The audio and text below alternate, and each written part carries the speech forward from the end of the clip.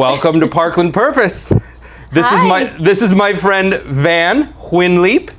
Hello. Van is in the running for maybe the most interesting person in Parkland. We'll have to find that out as we have a conversation here. We're here at the Techie Studios. Thank you to Techie for all your needs. Yay. Drop, break, anything involving your tech, or you just need some nice gear, bling, as they say. Yeah. Stop on into Techie Parkland. So Van is a story in and of herself, and she is completely unique, and we're going to see what you all think of her story. But Van's story starts where?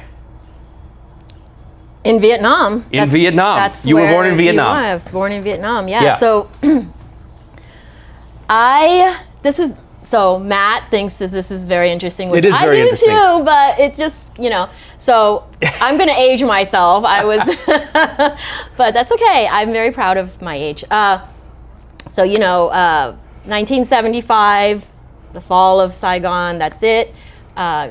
Military U.S. troops are getting pulled out. Where were you born in Vietnam? Saigon, which is now Saigon. Ho Chi Minh City. Ho Chi Minh City, yep. Yeah. Okay. But when you go there, you have to be careful if you say Saigon or Ho Chi Minh City, because some people are a little sensitive about that. Okay. So that's what my brother says. He's living there now. Okay. Anyway, I was born in Saigon, and there's the war. I don't know how old you are. You might not remember since you're so young. I'm 82. But so in 1975, yeah. I'm just gonna go to the milestones of that. I'm not gonna go into history lessons. Okay. But 1975, fall of Saigon, troops are getting pulled out, and my father was in the Air Force. He flew for the South Vietnamese Air Force, trained in the United States though. So he was lieutenant colonel. So he was on the side of the U.S. Armed Forces. Right, correct. Right. Yeah. Okay. Yeah. So he was an officer. He was a lieutenant colonel. So his task was to, along with some other pilots, many other pilots, to fly whatever U.S. jets and airplanes that were still there. Obviously, they can only fly one, but they were to fly them out of Vietnam. They didn't want to leave any planes there. Evacuating the country. Right, but so since we were, it's basically military immediate family. So of course I have like all these aunts and uncles and everybody, but it was just me, my brother, sister, and my mom. And my dad came home one day and said, we're leaving. So packed two little like carry bags that my mom could carry, and I was 6 years old. 6 years old. My brother 4 and my sister 3. So little kids. Do you have memories of being 4, 5, 6 years old of what life was like during the war over there? I don't have memories of that too much. Just some, snippets.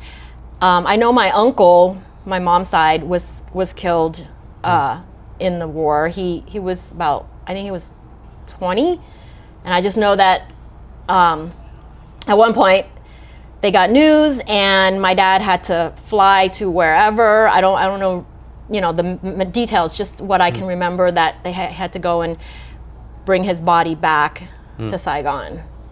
And that's one of the things that I remember certain things, but so he's like, we gotta go, and my mom didn't want to go. She was very ill. She didn't have the strength to travel, so she was just like, I'm not going. And he goes, yes you are. We're getting on a plane. You're gonna get on a plane, and I can't come with you, but all the other families, all the officers that have families, their immediate family, you're gonna get on the bus and you're gonna go to the airport and they're gonna fly you out, and I will meet up with you, later. And she didn't want to go. Do you have other family that is still staying in Vietnam? Because your family, the people that are leaving that you were part of, are U.S. military, right? The rest of your family is staying in Vietnam, or what's going on with them? At that point, they stayed. Okay. They couldn't leave in 1975, but eventually, everybody was able to, come over. I mean, eventually everyone came to the United States? on my mom's side, because I can even tell you, her younger sister and my cousin came over on a boat, and they were attacked by pirates overseas. That's a real thing. Wow. So that's a different story. Yeah. For another day. But Okay. that was crazy. That was in the early 80s when they Okay. came. But that's the other family. So we, you know, my mom's like, he said, you have to go. You're not staying. That's not a choice. So of course, there's no suitcase, no check-in, none of that. It's just 2 little hand held like beach type bags that she could hold, and 1 change of clothes and some food. We get on a bus, and this is the part that, you know, I think back and I'm like, did I dream this? Did I just, you know, you see movies and you kind of like fill in the spaces. But I know for a fact, because when I spoke to my mom and asked her, she said, yeah, that really happened. So it stays with me. Not in a traumatic way where I need, you know, to see a therapist for it, just in a way that I keep really close, so I always remember my experiences and where I came from. I don't want to lose that. It's important. So we get on a bus, and mind you, I was 6 years old. So the bus there's probably only like 20 passengers on the bus, and it's driving us to an airport. I don't know what airport, somewhere in Saigon. And I remember hearing, you know, it's interesting because what you see in the movies, the bombs, you know, you hear the bombs and you hear like it's dust and whatever, that's all there in my head. It's there, I see it. And next thing I know, the bus driver pulls over on this dirt road going to the airport and says, everybody needs to get out. We can't keep moving because we're gonna get hit by a bomb. So we have to stay put. And I'm thinking, I think back and I'm thinking, what is the logic in that? I don't know. But at that age, you know, you don't know, you're 6. Yeah. So the bus driver pulls over, we all get off the bus, and we're supposed to lay flat on the ground, not moving. So my mom tells me that I was scared, so I crawled underneath the bus to have some sort of shelter over me, crawl underneath the bus. And I'm just there, and she's pulling me out from underneath the bus, because that's kind of like, you know, you see this target. It's something that you can see from the air. Yeah. So she's pulling me out from underneath the bus. I'm crying. I don't know how long we were there. Maybe not too long. We get back on the bus, go to this airport, and it's an open field. It's not Miami International Airport. It's an open field with these planes that I think they're the cargo planes. They're like the C4 type planes that the belly opens up and you just load, you know, big cargo or whatever. So we don't go on the plane right away.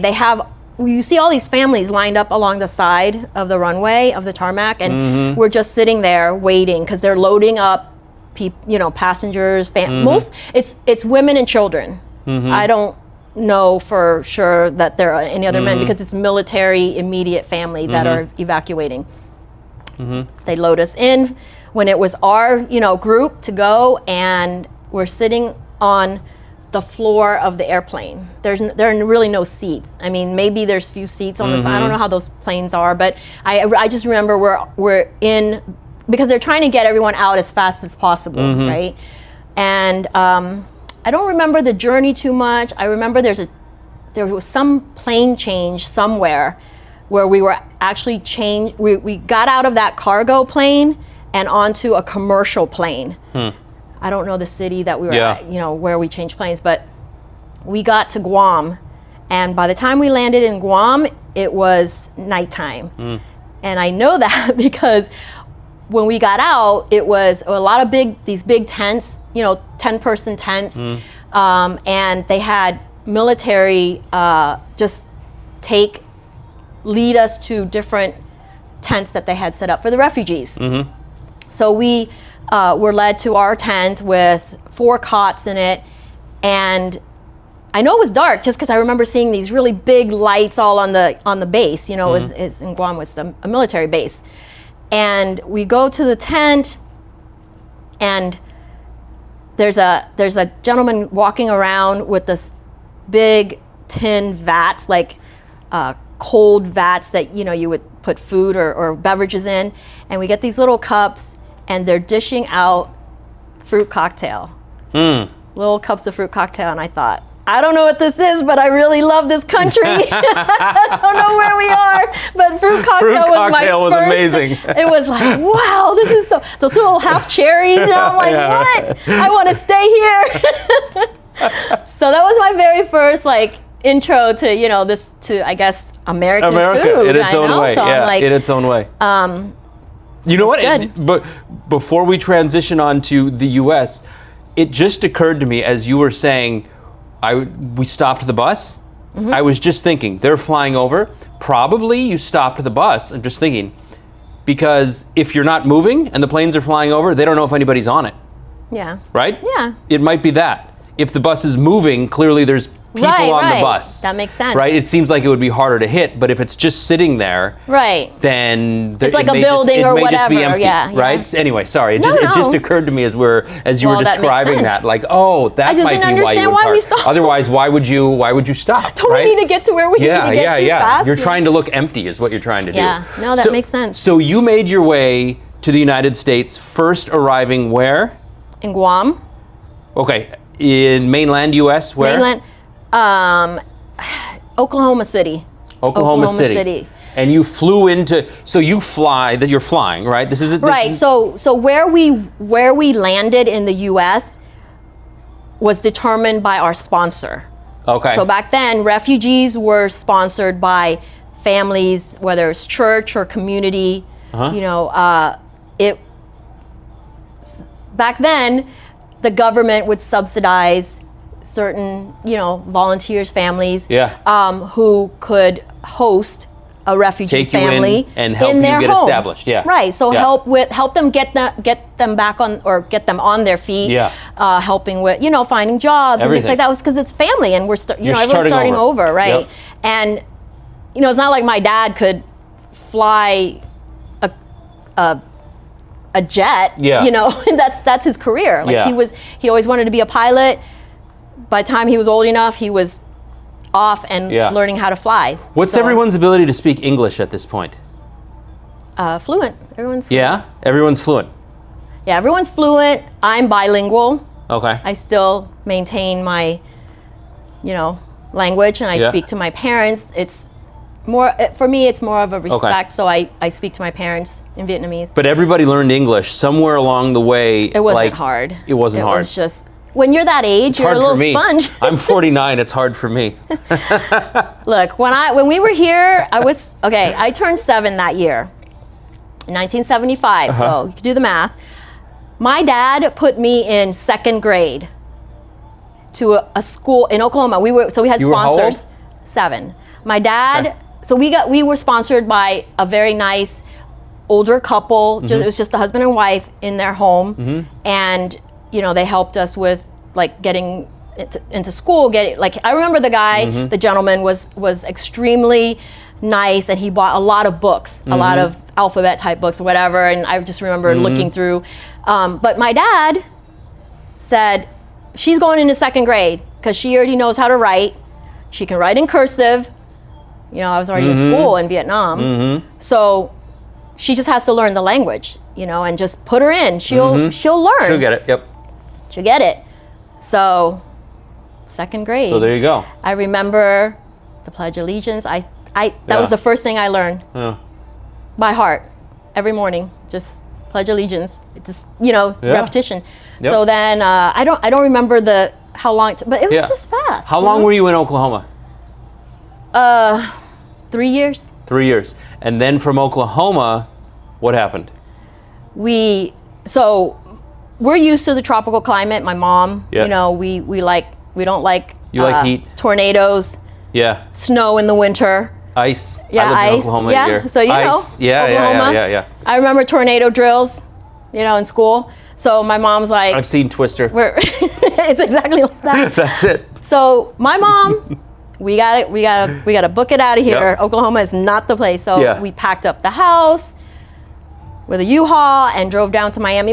They had friends. They had Yeah. some friends that were already living in Miami. So There was 78. work here for your parents, or no, we're moving to Miami No, not- and then we'll find work. So my dad was doing whatever he could. So he worked at an AC plant. Like he made it to foreman like pretty quickly. You know, he's very mechanical and physics forward with his brain, so it was easy for him to go in and just learn that stuff. And so he was doing that, taking a bus to his job. This is in Oklahoma. Yeah.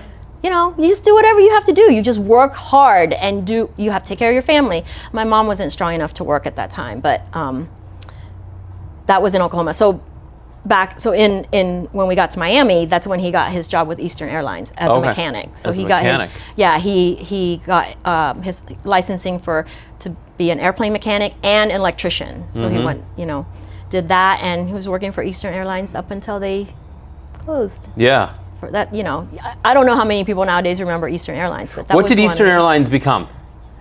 I don't know. Do you know? If they became anything. I don't know. I thought that they just closed. Did they just close? They didn't become part of another like TWA or something else? Too. Well, I know, but and then TWA and then Eastern Northwest, like they Eastern all. Was not. I remember. Did Eastern just end? I remember Eastern Airlines, the tail end of it where there were pickets. There were, you know, like remember they were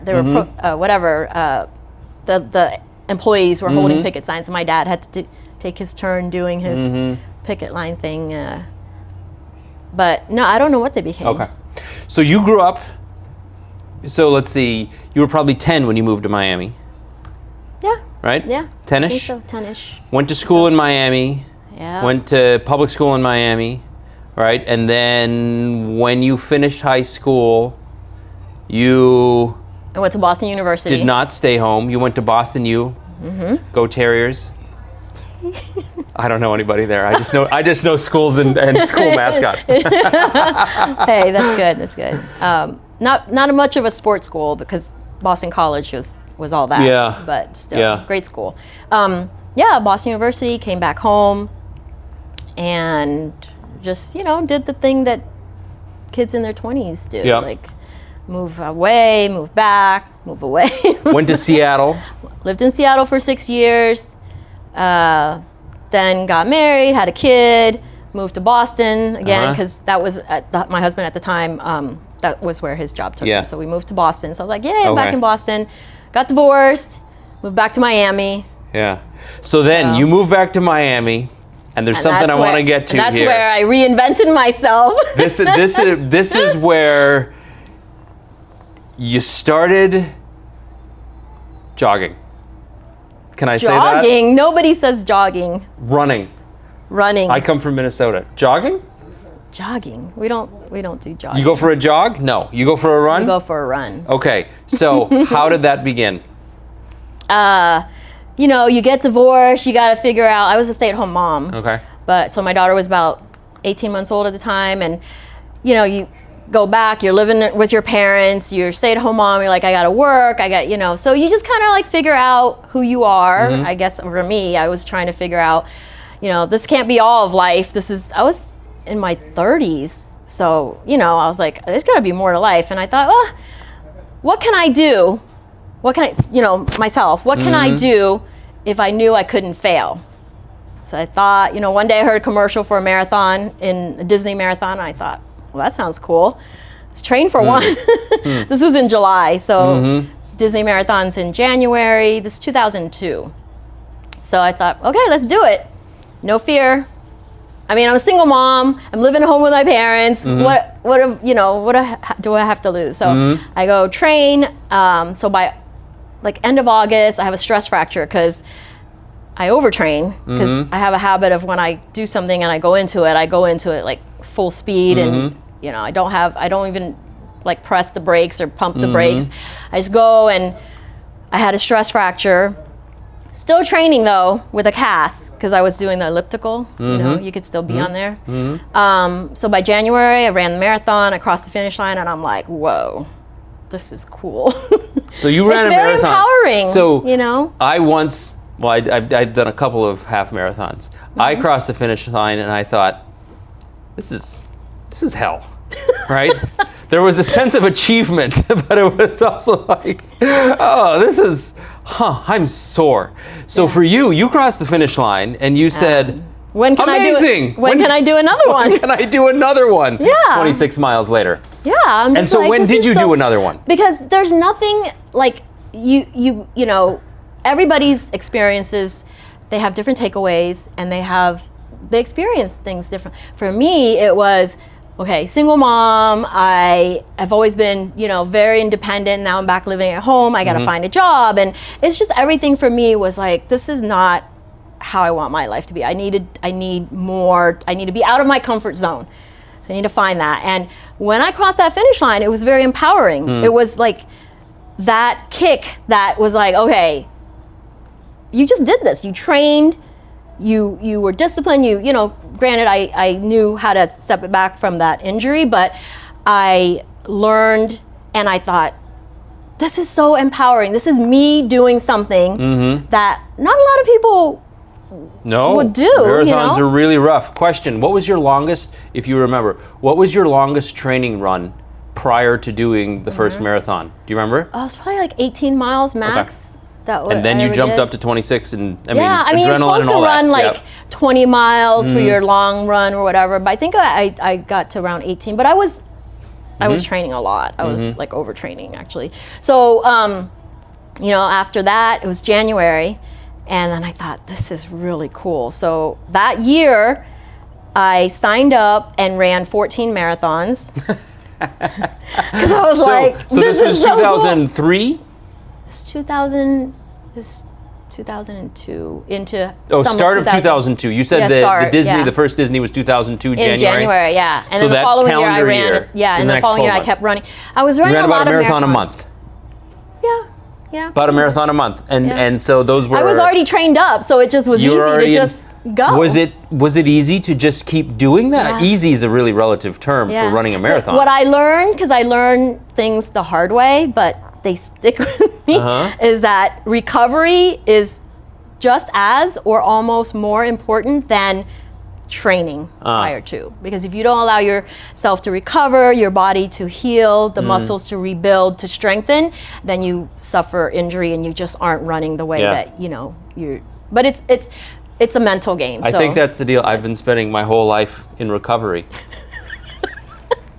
Are you supposed to do the marathon at some point? Because I'm just doing recovery. Yeah, recovery. Give yourself a little bit of time, and then you're back at it. So you did 13 marathons. 14. What did you say? 14 marathons, and these are where? But all over. I did San Diego. I did the Rock and Roll Marathon. I did a Virginia Beach Rock and Roll half marathon because my cousin wanted to do one. So she's like, I can't run a full marathon. Yeah. Will you do a half marathon? Like I was like, okay, I'll do a half marathon with you. Same thing. Like my daughter trained for her very first half marathon last year out in Malibu, and she was never a runner. She hated running. I'd make her run 2 miles with me when she was in school, whatever, teenager. She was like, I hate running. Next thing I know, she's like running, and she says, I really love running. And I said, okay, if you train for a half marathon, I'll fly out there and run it with you. So I flew out there Friday, we ran it Saturday, and Sunday I flew back to Miami. So it was just like anything to get her. But yes, she felt the same thing. It was like half marathon, very empowering, very cool. Yeah. One of the best things about running was that sharing that half marathon with my daughter. Yeah. But I ran San Diego, I ran Vermont, Cayman Islands, it's just kind of everywhere. Then I got bored because 26.2 miles was just. And you're doing them, so you did 14 in the next 12 months. Then do you just keep generally doing them? And at what point do you say, how far down the road? A year and a half of running 26.2 miles, I was just like, this is too easy. Too easy. Only, not easy. I don't want to, I'm not discounting what other people, it's always hard, but the distance, it's like when you do the same thing over and over again, it's just, you were comfortable with the distance. The distance was too comfortable. It was just like 26 point, and I shouldn't use easy. It was just getting boring for me. Yeah, you were accustomed to it. You were conditioned to the 26 miles. I mean, every day and you run 10 miles. And you weren't that sore? Like when you finished, it's like you were done smiling, having fun, ready to just go about your day? I mean, I'll tell you. Let me tell you, I was not after a half marathon. I ran, so this wasn't a marathon, but I wanted more distance and I wanted more of a challenge. So the challenge was training for trail races, which is in the mountains with elevation, not to be confused with altitude, because I'm not running in Colorado. So altitude's different, but I did have some of that in North Carolina. But elevation, so that's the climb, the climb the descent. Elevation changes. Right. It doesn't mean that you're starting high. It just means that you're you going have, up and down. You have gain and you have Yeah. loss of, Yeah. you're climbing and Yep. descending. But I started running these ultra marathons, which I never knew that was a thing. But then I signed up for 50 kilometers. And where was the first one? The first one was was in Minnesota. Hey. The Superior Trail Races. Superior Trail Races, Minnesota. It was. So this is a good story. You'll Yeah. like this. This was I'm familiar. I was just there. 50 miles. 50 miles. I went from 26.2 miles. Instead of the natural progression is 50 kilometers, right? It's 31.6 miles. So another 5 more miles than a marathon. Mm-hmm. You don't want to tell like ultra runners that it's only 5 more miles. Yeah. So, Yeah. because it's an ultra. So 50 kilometers. That's why we say 50 kilometers. It sounds 50K. cooler. Yeah. But yeah, you say 50 kilometers, like, oh my God, you Yeah. know. But so I didn't go straight to the 50 kilometer distance, which would have been the natural progression to Yeah. do. I went straight to 50 miles because I thought 50 miles. I need a challenge, and not only do I just need to run further, but I need to run it in the mountains with some climbing, So I was like, okay, I can do this. And of course, I live in South Florida. Yeah. And I'm running in Minnesota. This is my very, very first ultra running anywhere that has like rocks and twigs and, This is trail running, right? This is Trail up running. the North Shore. There might be a few people who watch this who are from Minnesota, right? Yeah, so it's Maybe the my trail. parents or somebody, right? who will watch this. And my father was a cross country coach. Oh, yeah, you So said that. he knows all about and Grandma's Marathon and all that stuff. Right, but this right. is 50 miles. Yeah. Right? 50 miles of trail running up the North Shore of Lake Superior. Yeah, so you start out in Lutsen, which is just about an know hour Lutsen. south of Yeah. Toronto, and then so back then it was an out and back. They've changed the course several Okay. times, but it was an out and back. So you start at the finish line, you run to wherever the turnaround point is, and you come back. Mm-hmm. So, and you have cut off times too. They don't let you just go until whatever. So you make, there's like I don't know how many, I can't remember, maybe 6, 7 aid stations. And the aid stations aren't like when you run the Miami Marathon and there's like every 2 miles. This is the volunteers that set up in the medical tent and all that. They can only set up where the spur trails allow them to get to a safe spot where they can set up a tent, a table, coolers, whatever's needed for these runners, right? Otherwise, you're carrying your own water and nutrition. So we start out. This is my 50 miler, and I trained the best I could. I didn't really do like the proper training, which Okay. is the reason for this. So we start out, and I get to the turnaround, and I missed the cutoff by, I think it was like 13 minutes.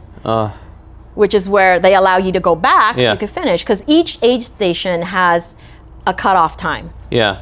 So I get there and they're like, "No, sorry," and I'm like, "What do you mean?" Yeah. Yeah. No, you didn't make the cutoff. It's a hard cutoff. You're done. We'll find someone to take you back to the finish line. And I was like, "What?" So how many miles in are you at this point? I'm 13. I think 13 miles in. Yeah. Okay. Because no, not 13. I'm sorry. It's halfway. 25. Sorry. 25. 25 So you're miles. halfway. I'm halfway. I'm at the halfway. You're 25 of the 50. Yeah. Yeah. Okay. I mean, when you run trails, it's always a little bit more than 50, Yeah. give and take, but it's a 50-mile race. So I'm 25 miles in Okay. at the turnaround, and they're like, you're done. You can't finish. And I was like, so defeated. I remember this, one of the volunteers was heading back to the start, and he goes, "All right, I'll give you a ride back." I'm in his pickup truck. It's light blue pickup truck, and I'm crying, trying not to let him see me. I'm like facing the window, just crying and thinking, this can't be the end of it, And he's telling me about the snow in Minnesota, how it like will cover up to his window of his truck. I don't know why I remember these random things, but this is what I'm taking in, so I don't like break down, So I'm like, okay. Just tried, didn't work out. The following year, I trained differently, because this is in May. Yeah. So they have a 50-mile in May and a 50-kilometer in May. And then in the fall, they have a 100-miler. race. The old in the 100 fall. miler. 100 miles. 103.3 Superior Trail. Superior Trails. Yeah, and it's a lottery. So now, I think back then it wasn't so much lottery, but now it's a lottery. So you apply and then you get picked, whatever. So following year, it's May, I do more races, more marathons. I do a few more trail races, 50 kilometer.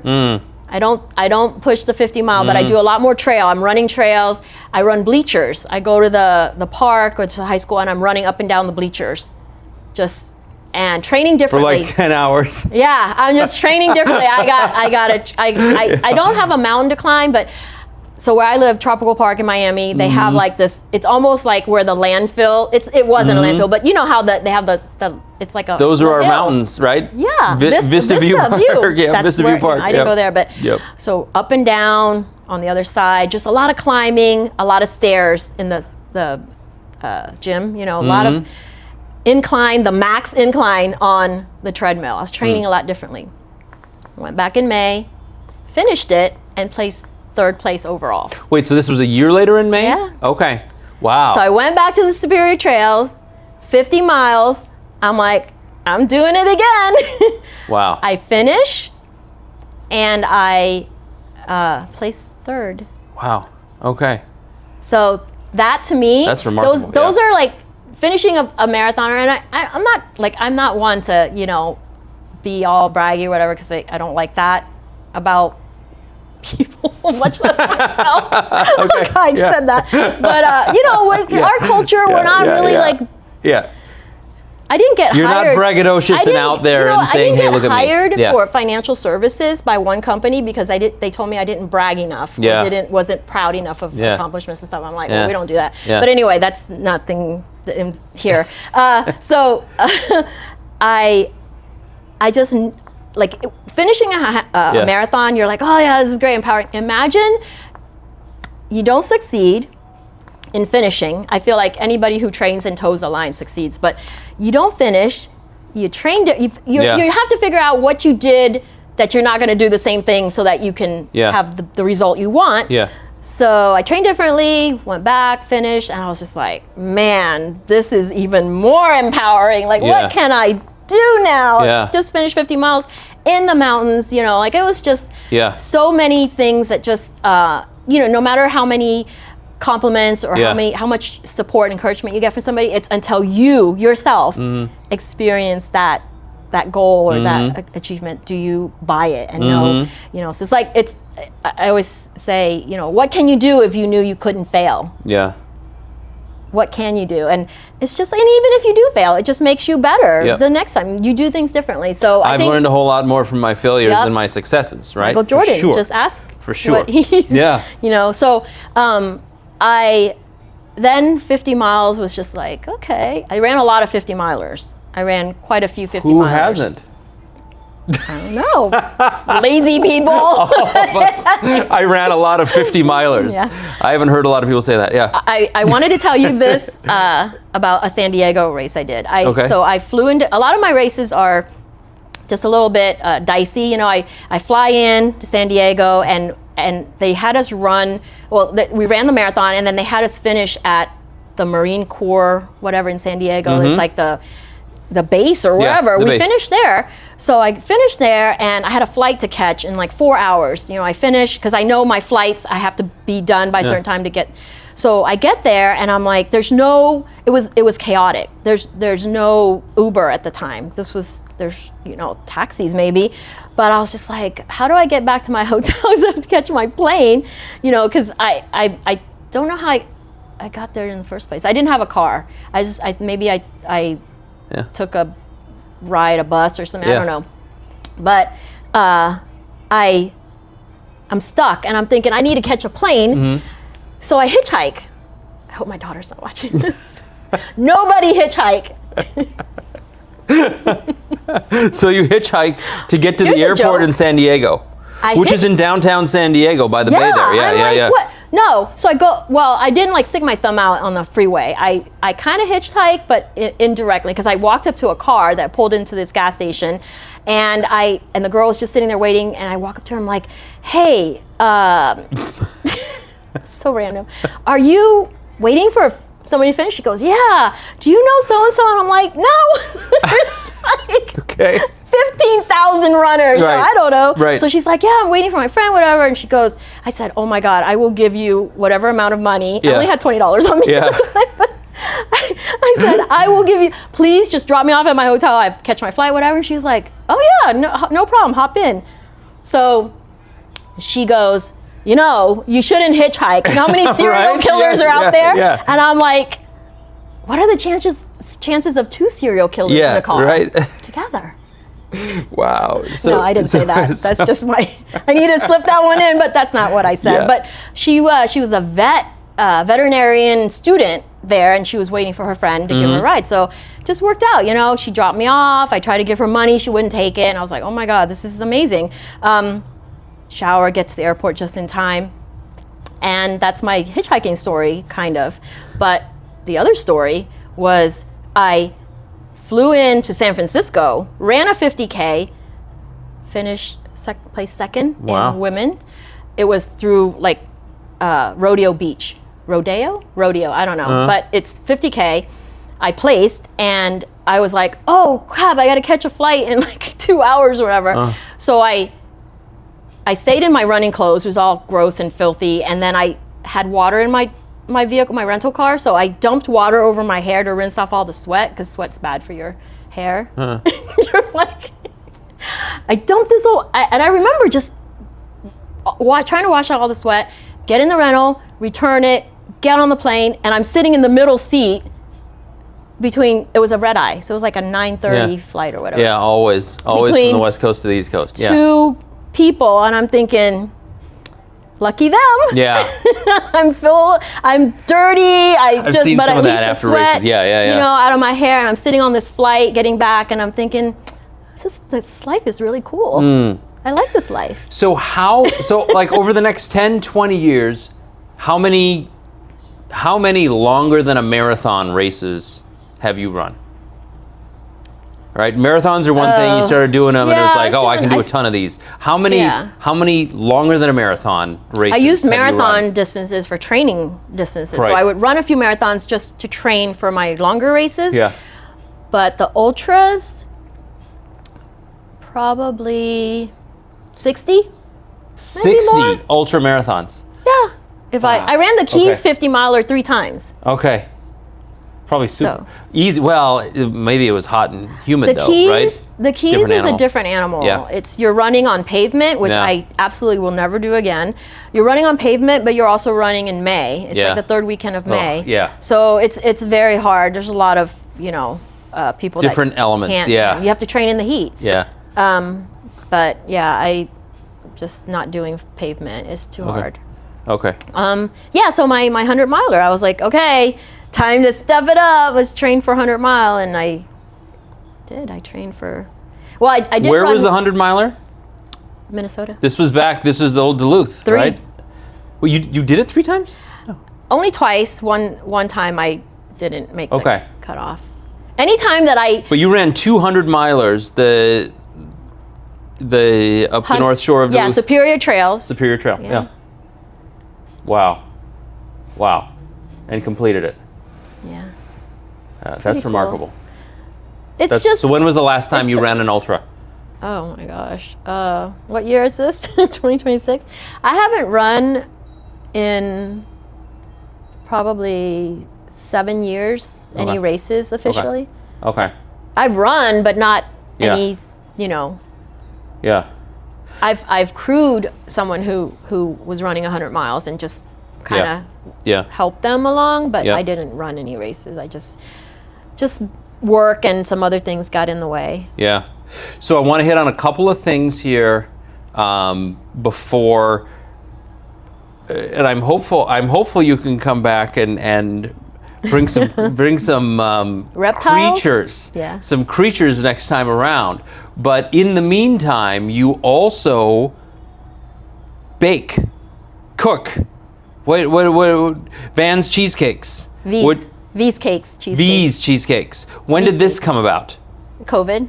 This was business. COVID. Okay, Yeah, so 2020. not finished, but you had, I don't want to say they've run their course, but you've done 60 ultra marathons over the decade, 15 years. Then COVID hits, you're at home, and you say, "Oh, No, I does was this work? I was working at a doctor's office, and I decided I just needed to do something kind of, chill and just like more time not working. But so I worked at a doctor's office, a friend, and that's wrong. I worked at the doctor's office so that I could train for my races. Okay. So going into 2020, that was I worked there for 3 years. So that was going into 2020, and then COVID, doctor's offices closed, and then when they reopened, I was just like, I don't know. I don't think I want to go back. It was still pretty, dicey at the time because it was April when they reopened, and March was pretty much around when COVID, So I just was like, oh, I don't know. I think I'll, and at that time I was already testing my baking. I've always loved to bake, so I was already into my cheesecake experiment. I was doing that because I would bring stuff to the office, and the girls, they're all like, oh, this is really good. And I thought, really? So, and so I didn't want to go back to the office, but then I needed to do something. So I was like, it's now or never, now's the time to start. And I started doing cheesecakes and got a lot of different events, pop-up events, where we were selling cheesecakes baked in a jar, and I was only doing cheesecakes in the jar. You were making these for fun anyway? Just for fun. Like, how did this happen? You were already just doing it? I was experimenting. Because you like it, yeah. Yeah, because I love it. I love baking, cooking. Baking more recently than, I've always loved to cook and be in the kitchen and try different recipes. Food Network, that's my channel. Yeah, right. But baking is more of a newer love. But baking's not the same as cooking. Baking is the more sciencey. I know, my wife can bake. Yeah, it's and my mother, I sciencey. cannot bake. Yeah. A lot of chefs, they don't. That's why they have pastry chefs. Yep. So baking was kind of a sciencey thing for me, and I really liked it. And cheesecake, I never baked a cheesecake before these cakes. I never. Yeah. Okay. A lot of fails. A lot of lumpy cheesecakes. I was like, but you know what? You really can become the best by all of those failures. All the failures, right? So you know what not to do, and all of a sudden, you understand. What's left is, this works. Yeah, you understand all of the. You know why not to do all the other things along the way, right? It's That's one of the great lessons of life. Yep. Right? So I was I remember my first full cheesecake, and it was really lumpy, and I poured like all the berry sauce on it, like more sauce, more berries, that's better. And next thing I knew, had soaked up all the berry liquid, and it became kind of like spongy and weird, and I was like, don't do that again. Probably still tasted good though. It tasted good, but I just remember didn't look like it was supposed to. Yeah. Wow, don't do that. Don't do it like that. Yeah. That's why you see the berry sauce on the side whenever people serve that's cheesecake. Why, and they right? Now you know, right? But I just love it. I love it so much, and I'm always learning more, different ways, different things, and just that creative juices, with cheesecake. Yeah. And so how many types of cheesecake do you make? Probably 70, 80 different types. Wow, you can make any kind of cheesecake. Yeah. And you currently still make cheesecakes. Yeah, because I have a food truck now. You have a food truck. So we did 2 years just working out of a tent, doing pop-ups. We were at Parkland Farmers Market. Okay. For a year and a half, I think, or so.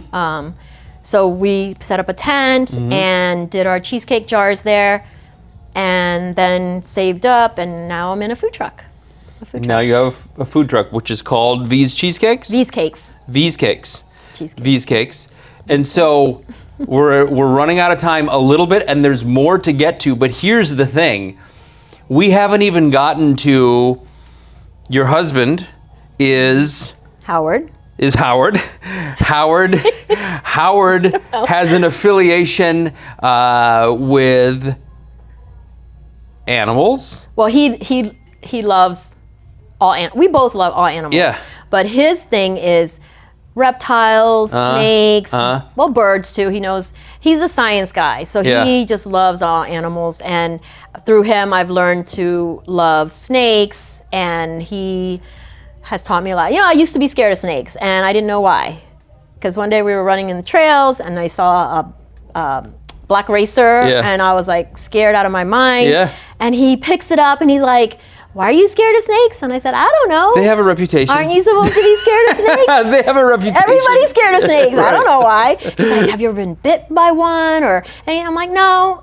And then, just through, I think you're scared of things you don't understand. You don't understand. Absolutely. But then I learned a lot, and we have hognose, we have ball pythons, we have blood pythons, we have Vietnamese blue beauties, we have a lot of corn snakes, just over the... And other reptiles at your home. Yeah, and a pair of bird-eating snakes. They don't eat birds. Bird-eating snakes? It's just a name. Okay. The common name.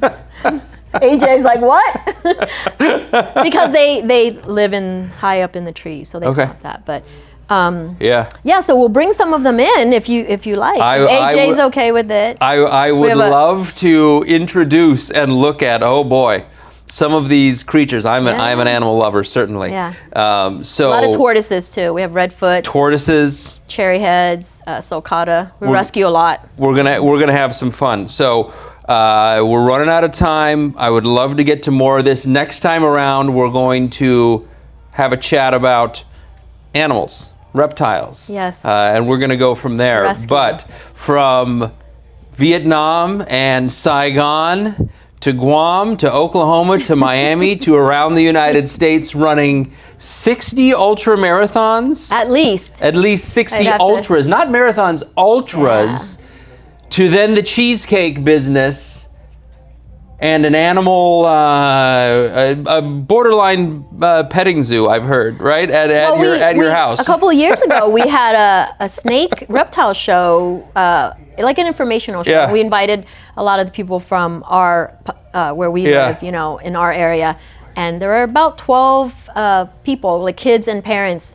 And we just sat around the pool area, and Howard was talking about all these different snakes, and we had baby tortoises at the time, so we brought them out, and it was just cool. People, a lot of people like to learn about Animals are fascinating for sure. Yeah, you have to learn about them. So we're gonna pick it up from there next time. I'm excited. Thank you. Van, thank you for the time. This was a whole lot of fun. I look forward to maybe having some creatures in front of us next time around. We'll bring Patrick, our sulcata tortoise. We'll bring Patrick. It's perfect. Yeah. All right. Thank you for the time, and thanks to TAPinto Parkland for having us thank you, here. AJ. This has been wonderful. We look forward to seeing you next time.